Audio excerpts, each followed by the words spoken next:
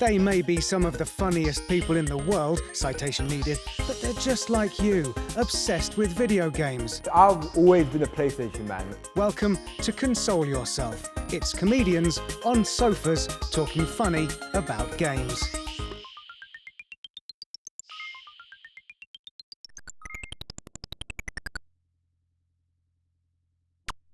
My relationship started with games is that I used to sneak into my uncle's room. And then he had games that were like, I was too young to play or anyone would buy for me. Like he had Grand Theft Auto. And I remember sneaking into his room and playing Grand Theft Auto. And then he told me I wasn't allowed to play it. So he would come home and like check the heat of the PlayStation to see if I've been playing it.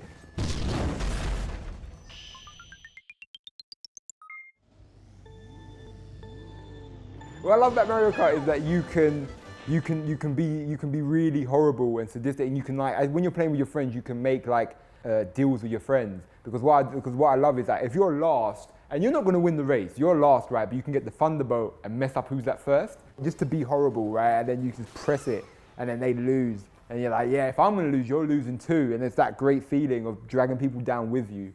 That great feeling, oh, it's amazing. Never played it. I've heard the hype behind it. Do you know who likes Minecraft? My 3-year-old cousin loves Minecraft. Like, he loves it so much that he goes online and watches other people play Minecraft.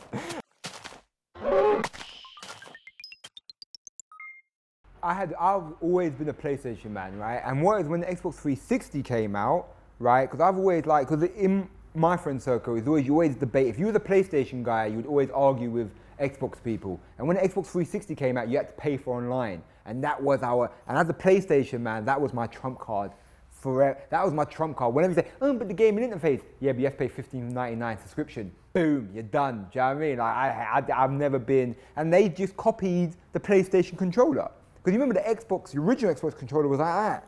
It had triggers, it was but then they copied the PlayStation controller, which was nice and it was neat. Do you know what I mean? It was just like that.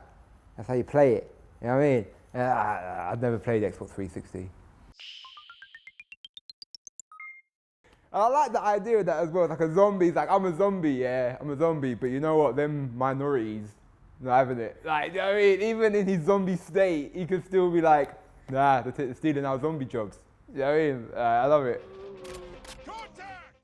I like the zombie genre that they're bringing out. I mean, they have battered it to death. There's zombies versus everything. But like, I think Call of Duty had a good zombie run with it. But then at the same time, like in Call of Duty, it's too complicated to kill them sometimes.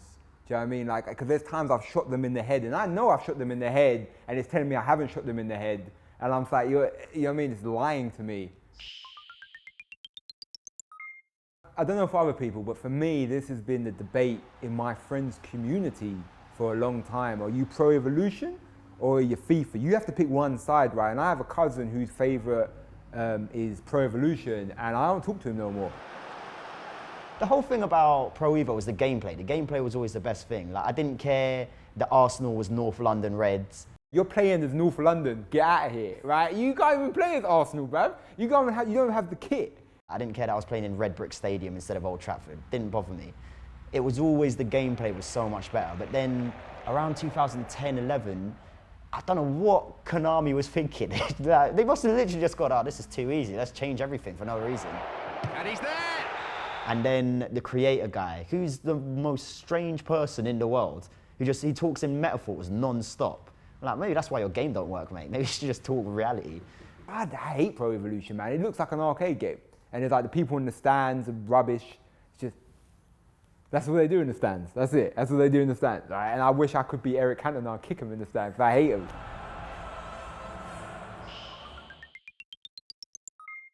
It was just an okay console. It was like the Dreamcast. I never had a Dreamcast. I never knew anyone with a Dreamcast. It was like one guy would have maybe have a Dreamcast, but it was like your side console. It was if GameCube was your main console, you had a childhood. Like, if that was your main bread and butter of console gaming, I weren't your friend.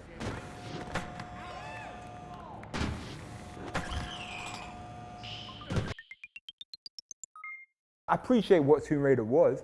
I mean, Tomb Raider was the first time. Was it the first time you really saw like the woman hero, that strong woman hero, and I get it. You know, I do get the Tomb Raider.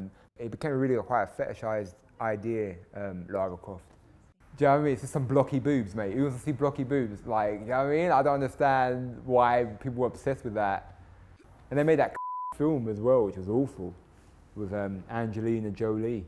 Terrible film.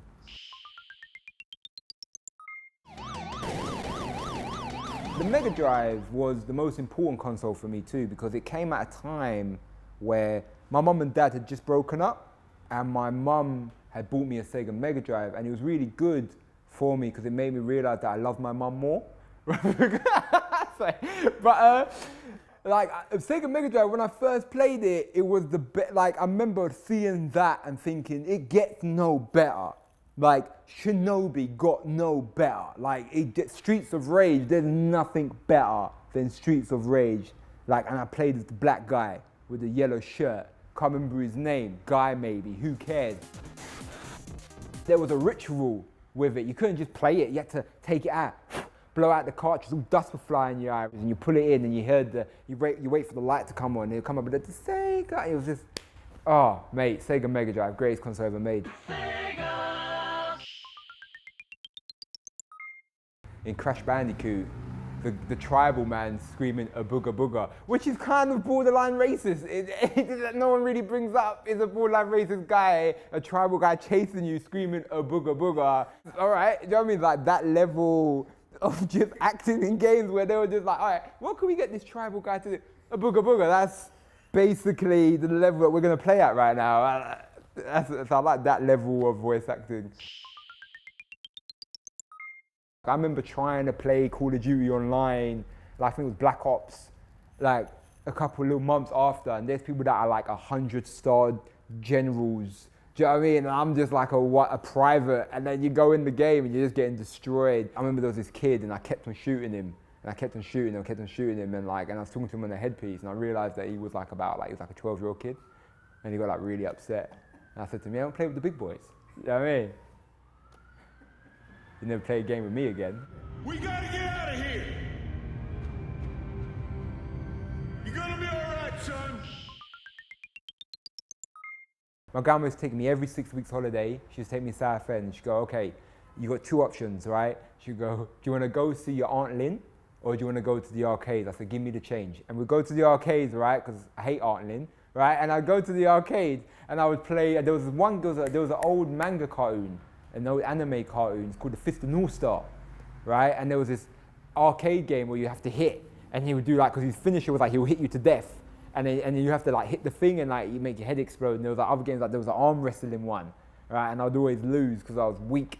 And then, but I loved the arcade games, man. Like I really like, and I remember my sister, right? She would play the arcade games with so all the tickets would come out, and I wouldn't play the ticket games, and she amassed all these tickets, and I wanted her to get me a Beyblade, and she wouldn't. And she just took the tickets home, never even spent them. She just wouldn't spend them. She would just keep them and amass them, and then she done nothing with them. And I had no Beyblade. I don't talk to her no more.